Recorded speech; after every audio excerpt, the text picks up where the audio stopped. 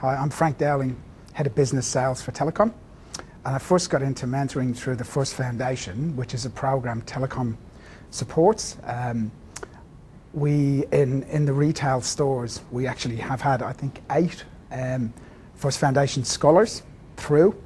And through that program, I was a big supporter of it and learned about mentoring opportunities. Now, obviously, I couldn't mentor within my own company, so I approached the First Foundation to mentor someone in the program who it turned out was actually through warehouse stationery. So Michael was employed with warehouse stationery. I took him on. It was interesting circumstances because they had a date to match people up, and neither of us could make the actual date, so we were thrown together regardless of being a match or not.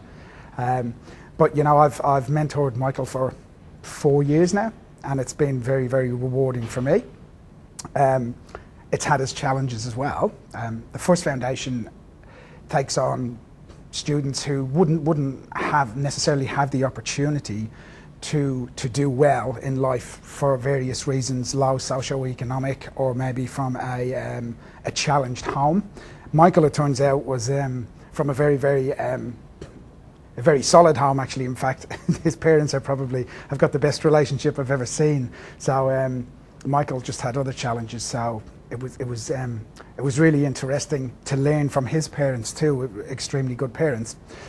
In terms of challenges, kids, I don't have kids myself, so that's a little bit more of a challenge. And when you take on a 17-year-old to mentor, it does have its challenges around communication, follow-up, you know, trying to get hold of them, you know, and kind of through mid relationship, it got a little bit sticky as Michael kind of came off the rails a little bit. But you know, you got to work through that and take them through that and stay strong with them. And as it turns out, Michael graduated with flying colours. So it's been a really interesting process for me.